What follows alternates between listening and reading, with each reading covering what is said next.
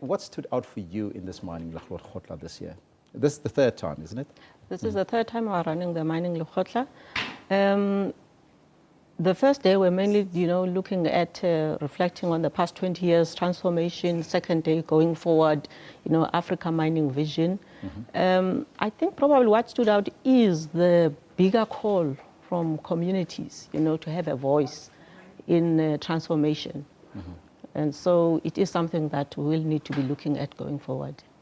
It says that the Mining Lekgotla is bringing all stakeholders together, but was everybody included in that stakeholders forum? We have tried to be as inclusive as possible.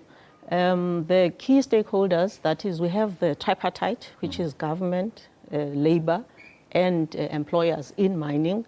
And in the Lekgotla, what we do then is to try and include and say that it's open to the general public in South Africa, which means that the youth, communities, and we have tried to be very inclusive. And as you are aware, though, there are a few people who felt they were not part of the Lekgotla. And one of those very important stakeholders is AMCU. They weren't present. Yes, AMCU, we did invite them, and we were hoping that they would be at the Lekgotla right up until the last moment. And we hope that definitely, in the next Mining Lekgotla, they will find it possible for them to participate in the Lekgotla. Women in mining, a very important issue. Nkosazana Dlamini Zuma told the delegates at the Mining Lekgotla in Johannesburg that investment in women was in the interests of the nation. So how is the importance of women and the inclusion of women in mining important in our country?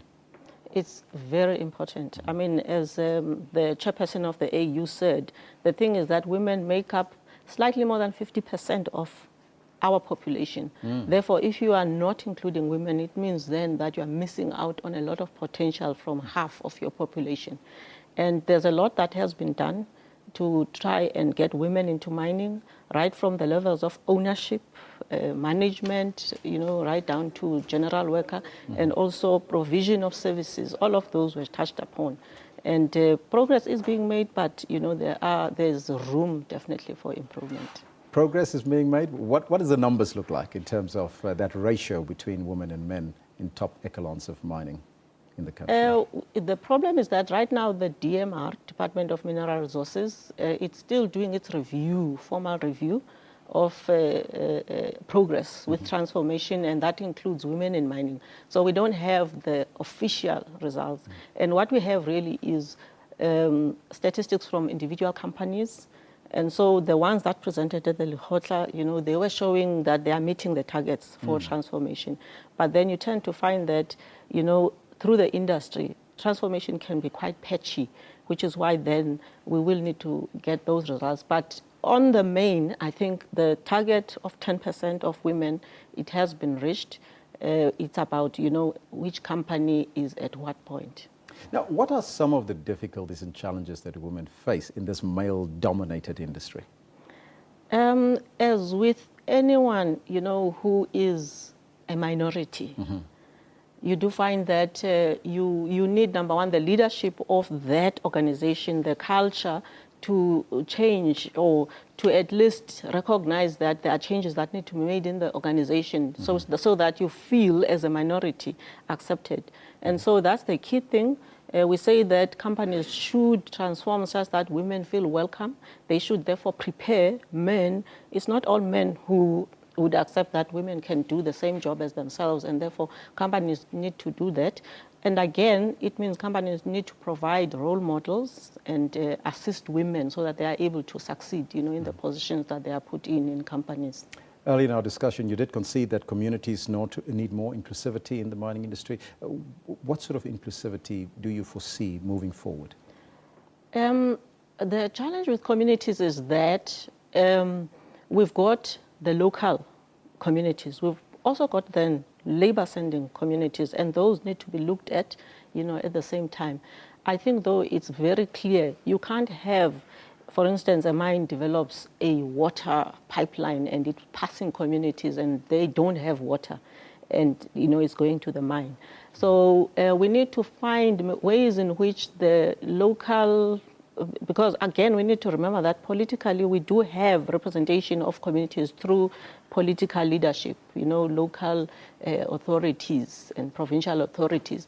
But we now then say, what are the models we can find so that the local communities feel that they are adequately represented?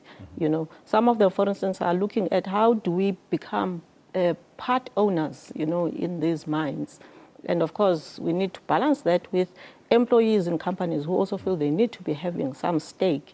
And so we don't have easy solutions, but definitely we need to be looking at all of those models to balance, communities feeling they do own, or at least they have a voice, and that they are benefiting. Mostly it's about, you can't have a mine, we see prosperity, but we are, we are not benefiting on the ground. Yes. Indigenization in Zimbabwe, critical there for that particular country. What about beneficiation here in South Africa for those particular communities, and even maybe control? That was also a topic at the Mining Lekgotla, that is beneficiation. How does the country ensure that we don't export raw materials? And there were a lot of suggestions made. We've got the Department of Trade and Industry, which is leading, generally in terms of the manufacturing sector and how it's developed, because beneficiation does also talk to issues of industrialization and manufacture. And so the key thing being said was there needs to be far more coordination between those departments so that South Africa can truly reap, the benefits of the mining products that we have. And we then develop, industries from those. The latest we heard yesterday was from UMCU that indicated that the Lonmin mines, that they're interested in buying over those mines. What do you make of that particular statement, or the possibility of a union owning a mine? I don't think we should dismiss it outright. It's about whether they do have a business model that can work. The ownership right now, we all know that, for instance, the state, would like to have, some level of ownership in mining. And at the moment, what we have closest to ownership by employees is ESOPs, which are part of, included in the mining charter. And so I think this is more like direct ownership, an investment company probably. I think people can explore and see if it is possible. Next year, 2015, you're going to have another one. What is the way forward looking to 2015? We are going to be reviewing, the progress we have made regarding the Mining Lekgotla itself, and we'll then settle on what would be an appropriate theme for the following year. And again, let's emphasize the Mining Lekgotla is about, inclusivity, and we really hope that everyone will be there next year. I think maybe you got a theme there. Doctor, yes. Thank you so much. Thank you. Thank you so much for your time. That was Dr. Thuthula Balfour-Kaipa, Chairperson of the Mining Lekgotla. Moving on to other news now.